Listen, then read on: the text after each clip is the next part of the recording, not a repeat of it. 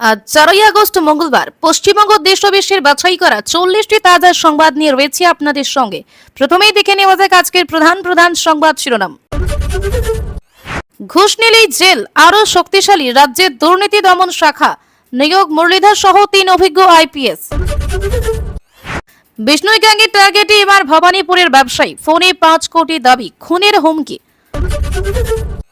অভিষেকের কালো টাকা কেরল লবিতে, হাতে গরম প্রমাণ নিয়ে দিল্লির পথে ঋতব্রতরা।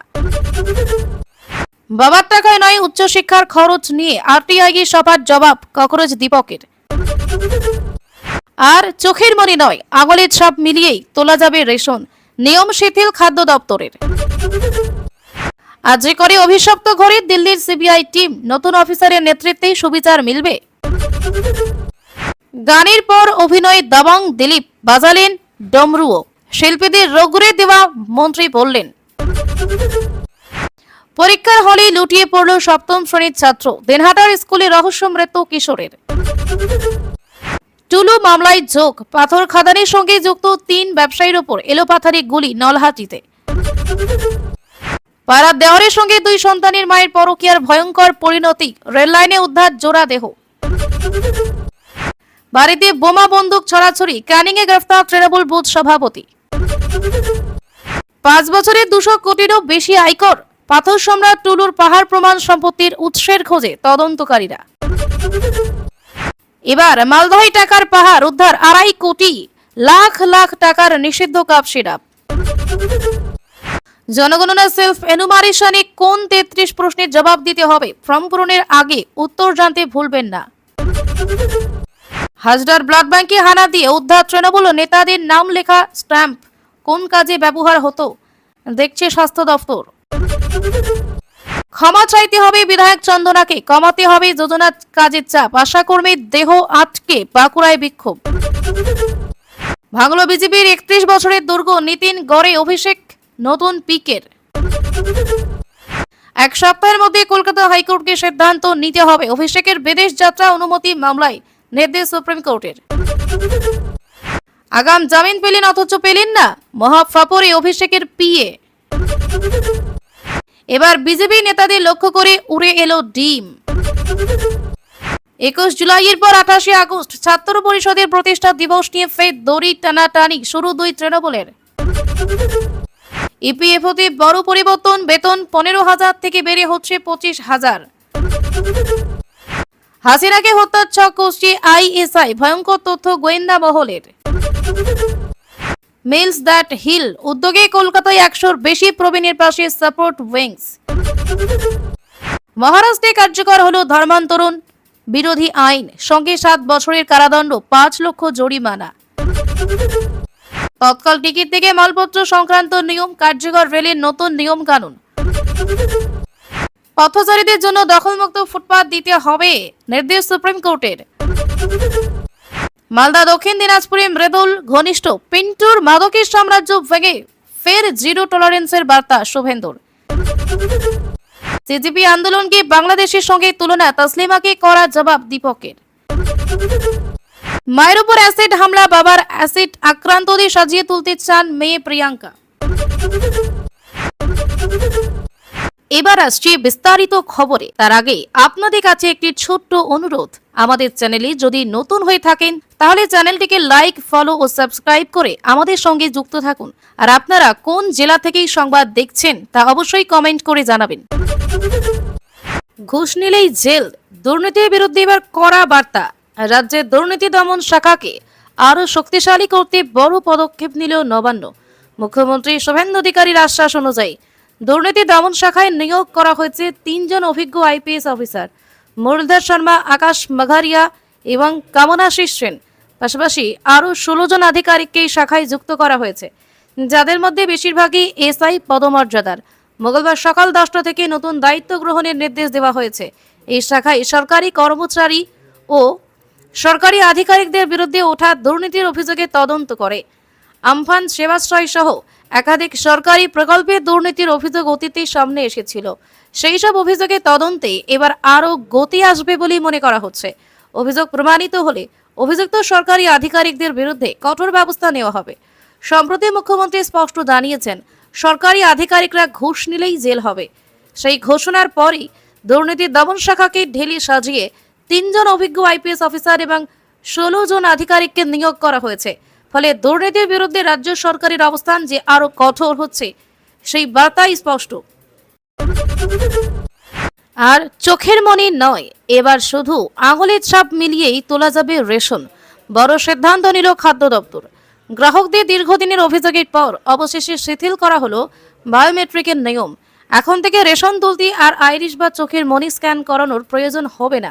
আধার কার্ডের নিয়ম অনুযায়ী শুধু হাতের আঙুলের ছাপ মিলিয়েই রেশন সামগ্রী তুলতে পারবেন গ্রাহকরা। এই সিদ্ধান্তে স্বস্তির নিঃশ্বাস ফেলেছেন সাধারণ গ্রাহকরা। পাশাপাশি সন্তোষ প্রকাশ করেছে all India fair price of dealers ফেডারেশনও। কারণ তারাই দীর্ঘদিন ধরে খাদ্য দপ্তরের এই কড়াকড়ির বিরোধিতা করে আসছিল এবং বিষয়টি নিয়ে খাদ্য মন্ত্রককেও একাধিকবার চিঠি দিয়েছিল। ফেডারেশনের দাবি ছিল সারা দেশে যেখানে আঙুলের ছাপ মিলিয়ে রেশন দেওয়া হয় সেখানে শুধুমাত্র চোখের মনি স্ক্যান বাধ্যতামূলক করার কোনো যৌক্তিকতা নেই। আধারের ক্ষেত্রে আঙুলের ছাপ বা মুখের পরিচয় দিয়েই পরিষেবা পাওয়া যায়। অবশেষে সেই আবেদন মেনে খাদ্য দপ্তর জানিয়েছে আপাতত আইরিশ স্ক্যান নিয়ে আর কোনো বাধ্যবাধকতা থাকছে না।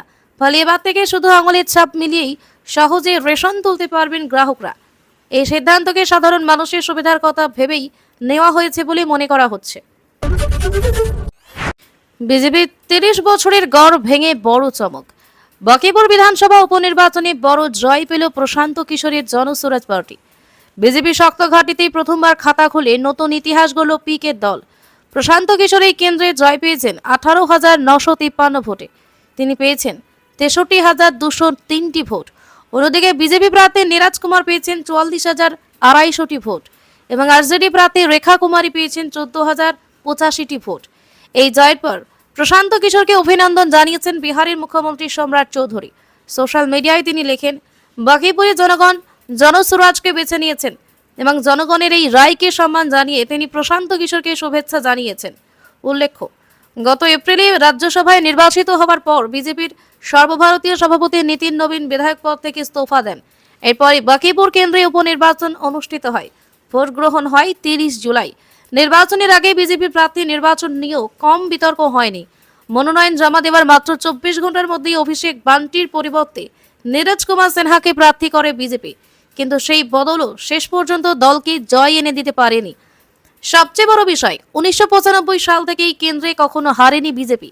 তখন কেন্দ্রটির নাম ছিল পাটনা পশ্চিম। নীতিন নবীনের বাবা কিশোর প্রসাদ সিনহা একাধিকবার এই কেন্দ্রের বিধায়ক ছিলেন। তার মৃত্যুর পর উপনির্বাচনে জয়ী হয় নীতিন নবীন।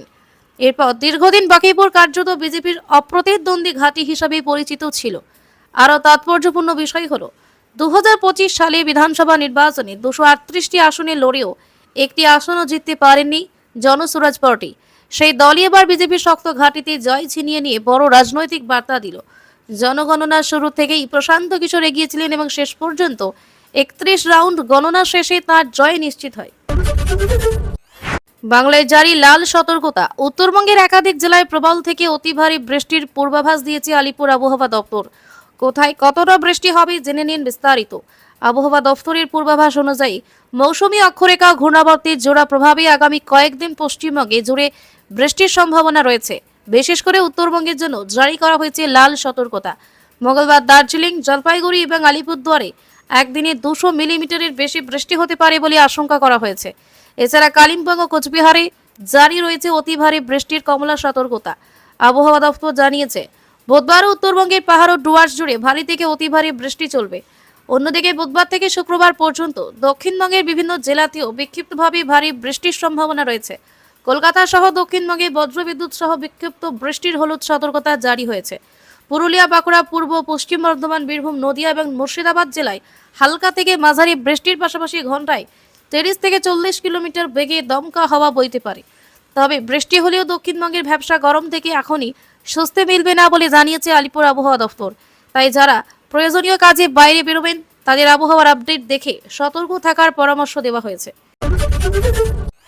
পরিচারিকার ব্যাংক অ্যাকাউন্টে হঠাৎ 32 কোটি টাকা। বিধবা ভাতার টাকা তুলতে গিয়েই চোখ কপালে পূর্ব বর্ধমানের এক গৃহ পরিচারিকার।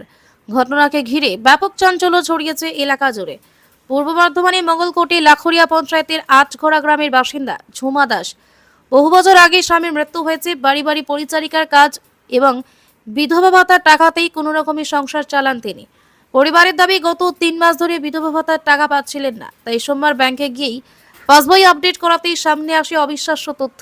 পাসবইয়ে দেখা যায় গত 4 জুলাই বিধবা ভাতা বাবদ 1 কোটি টাকা জমা পড়েছে। শুধু তাই নয়, আরও 31,37,37,197 টাকা জমার এনশিও রয়েছে। এত বড় অঙ্ক দেখে আতঙ্কিত হয়ে পড়েন ঝুমা দাস। বিষয়টি প্রতিবেশীদের জানান এবং পরে মঙ্গলকোট থানায় গিয়ে অভিযোগ দায়ের করেন। পরে ব্যাংকে গেলে কর্তৃপক্ষ জানায় এটি কম্পিউটারজনিত প্রযুক্তিগত ত্রুটি। এরপর তার পাসবই বদলে দেওয়া হয়। যদিও 1 থেকে 21 জুলাই পর্যন্ত লেনদেনের কোনো তথ্য নতুন পাসবইয়ে না থাকায় নতুন করে প্রশ্ন উঠেছে। ঝুমা দাসের স্পষ্ট বক্তব্য, এই টাকা তার প্রাপ্য নয়। তিনি চান ঘটনার নিরপেক্ষ তদন্ত হোক এবং যদি ভুল হয়ে থাকে ব্যাংক যেন সেই ভুলের কারণ খুঁজে বের করে ব্যবস্থা নেয়। ইতিমধ্যে ঘটনা তদন্ত শুরু করেছে মঙ্গলকোট থানার পুলিশ। পাশাপাশি ব্যাংকের প্রযুক্তিগত ব্যবস্থার কোনো গলদ ছিল কিনা তাও খতিয়ে দেখা হচ্ছে। ফের অগ্নিগর্ভ নেপাল। উত্তপ্ত পরিস্থিতির জেরে উত্তরবঙ্গ সহ ভারতের নেপাল সীমান্তে জারি হয়েছে হাই অ্যালার্ট। চলছে কড়া নাকা চেকিং। বৈধ পরিচয়পত্র ছাড়া কাউকে সীমান্ত পার হতে দেওয়া হচ্ছে না। দুই গোষ্ঠীর সংঘর্ষে নেপালের একাধিক এলাকায় অগ্নিসংযোগ, ভাঙচুর এবং বিক্ষোভের ঘটনা ক্রমশ বাড়ছে। পরিস্থিতি নিয়ন্ত্রণে বিভিন্ন জায়গায় অনির্দিষ্টকালের জন্য কারফিউ জারি করা হয়েছে। নেপালি প্রধানমন্ত্রী বলেন্দ্র সাহু শান্তি বজায় রাখার আবেদন জানিয়েছেন। জানা গিয়েছে গত বছরের জেনজি আন্দোলনের রেশ কাটতে না কাটতেই ফের আন্দোলন শুরু হয়েছে। রবিবার সোনসারি জেলার হরিনাগরে ওয়ার্ড চেয়ারম্যানের বাড়িতে অগ্নিসংযোগের অভিযোগ উঠেছে। বিভিন্ন এলাকায় টায়ার জ্বালিয়ে ক্ষোভ চলছে। পরিস্থিতি সামাল দিতে সেনাবাহিনীর 7 গাড়ি নামানো হয়েছে। এই পরিস্থিতির প্রভাব যাতে ভারতে না পড়ে, তার কোনো জঙ্গি বা বিচ্ছিন্নতাবাদী সীমান্ত পেরিয়ে ঢুকতে না পারে, সেই কারণে নেপাল সংলগ্ন ভারতীয় সীমান্তবর্তী রাজ্যগুলোতে বিশেষ নজরদারি শুরু হয়েছে। বিহার ও পশ্চিমবঙ্গে জারি হয়েছে হাই অ্যালার্ট। পশ্চিমবঙ্গের দার্জিলিং সহ নেপাল সীমান্তবর্তী এলাকায় এসএসবি ও রাজ্য পুলিশ যৌথভাবে তল্লাশি চালাচ্ছে। সন্দেহজনক ব্যক্তিদের জিজ্ঞাসাবাদ করা হচ্ছে এবং বিভিন্ন জায়গায় নাকা চেকিং জোরদার করা হয়েছে। প্রশাসনের দাবি, পরিস্থিতির উপর কড়া নজর রাখা হচ্ছে এবং নিরাপত্তার কোনো রকম খামতি রাখা হবে না। রক্তের আড়ালে কোটি টাকার প্লাজমা পাচারের অভিযোগ। পশ্চিমবঙ্গের একাধিক ব্লাড ব্যাংককে ঘিরে উঠছে গুরুতর প্রশ্ন। বিষয়টি নিয়ে তদন্তের স্পষ্ট ইঙ্গিত দিলেন স্বাস্থ্যমন্ত্রী সারদত্ত মুখোপাধ্যায়। স্বাস্থ্যমন্ত্রীর দাবি, রাজ্যের 11টি ব্লাড ব্যাংক থেকে আনুমানিক 4 কোটি টাকার প্লাজমা ভিন রাজ্যে বিক্রি হয়েছে। এই বিক্রির জন্য প্রয়োজনীয় অনুমতি নেওয়া হয়েছিল কিনা তা খতিয়ে দেখা হচ্ছে। চিকিৎসকদের মতে প্লাজমা হলো রক্তের তরল অংশ, যা গুরুতর দুর্ঘটনা, অতিরিক্ত রক্তক্ষরণ, লিভারের জটিল রোগ এবং কিছু বিরল অটোইমিউন রোগের চিকিৎসায় এটি ব্যবহার করা হয়ে থাকে। সেই কারণে প্লাজমার চাহিদা অনেক বেশি। সোমবার হাজরার পিপলস ব্লাড ব্যাংকে অভিযান চালায় স্বাস্থ্য ভবনের বিশেষ দল। স্বাস্থ্যমন্ত্রী জানিয়েছেন আগামী দিনে এই ধরনের অভিযান চলবে। অভিযোগ, নিয়ম মেনে অনুমতি না নিয়ে ভিন রাজ্যে প্লাজমা পাঠানো হয়েছে। সূত্রের খবর, সবচেয়ে বেশি প্লাজমা গিয়েছে ঝাড়খণ্ডে। এছাড়াও আশঙ্কা করা হচ্ছে প্লাজমা আলাদা করার পর রক্তের অন্যান্য অংশ, বিশেষ করে লোহিত রক্তকণিকা, যথাযথভাবে ব্যবহার না হয়ে নষ্ট হয়ে থাকতে পারে। স্বাস্থ্যমন্ত্রী রক্তদাতাদের উদ্দেশ্যে আবেদন জানিয়েছেন, রক্তদান করার সময় কোনো উপহার বা প্রলোভনে না পড়ে নিশ্চিত করুন আপনার দেওয়া রক্ত যেন সঠিক ও মানব কল্যাণী কাজে ব্যবহার হয়। পুরো ঘটনার তদন্তে ইতিমধ্যে নড়ে চড়ে বসেছে স্বাস্থ্য দফতর। সতর্ক করেছিলেন শ্রমিক, আর তার মধ্যেই বিজেপির নেতাকেই ড্রিম থেরাপি। কোচবিহারের শীতলকুচিতে বিজেপির দুই গোষ্ঠীর সংঘর্ষ ঘিরে তীব্র রাজনৈতিক উত্তেজনা ছড়িয়েছে। অভিযোগ, স্থানীয় তৃণমূল নেতাদের সঙ্গে বিজেপির একাংশের সমঝোতার প্রতিবাদ। ছোট শালবাড়ি গ্রাম পঞ্চায়েত এলাকায় বিক্ষোভে ফেটে পড়েন দলেরই কর্মীরা। সেই বিক্ষোভ চলাকালীন বিজেপির স্থানীয় মণ্ডল সভাপতি পবিত্র অধিকারীকে লক্ষ্য করে ডিম ছোড়া হয়। জানা গিয়েছে, পঞ্চায়েতের পরিষেবা স্বাভাবিক করতে তৃণমূলের প্রধান ও সদস্যদের কাজে ফেরানোর উদ্যোগে নিয়েছিলেন পবিত্র অধিকারী, কিন্তু বিজেপির একাংশের অভিযোগ তিনি টাকা নিয়ে তৃণমূলের সঙ্গে সেটিং করছেন এবং অর্থের বিনিময়ে কাজ পাইয়ে দেওয়ার আশ্বাস দিচ্ছেন। এই অভিযোগ ঘিরে দুই গোষ্ঠীর মধ্যে তীব্র বচসা ও উত্তেজনার সৃষ্টি হয়। পরিস্থিতি সামাল দিতে ঘটনাস্থলে পৌঁছায় পুলিশ। পরে পরিস্থিতি নিয়ন্ত্রণে আসে। উল্লেখ্য, কয়েকদিন আগে বিজেপির রাজ্য সভাপতি শ্রমিক ভট্টাচার্য দলীয় নেতাদের সতর্ক করে ডিম থেরাপির প্রসঙ্গ তুলেছিলেন। সেই মন্তব্যের পরই শীতলকুচির এই ঘটনায় রাজনৈতিক মহলে নতুন করে জোর চর্চা শুরু হয়েছে। তবে সমস্ত অভিযোগ উড়িয়ে দিয়েছেন শীতলকুচির বিজেপি বিধায়ক সাবিত্রী বর্মন। তার দাবি, এইটি কোনো গোষ্ঠীদ্বন্দ্ব নয়, পঞ্চায়েতের পরিষেবা স্বাভাবিক রাখার জন্যই বৈঠক করা হয়েছিল। তৃণমূল নেতাদের কাছ থেকে টাকা নেওয়ার অভিযোগও সম্পূর্ণ ভিত্তিহীন বলে দাবি করেছেন তিনি।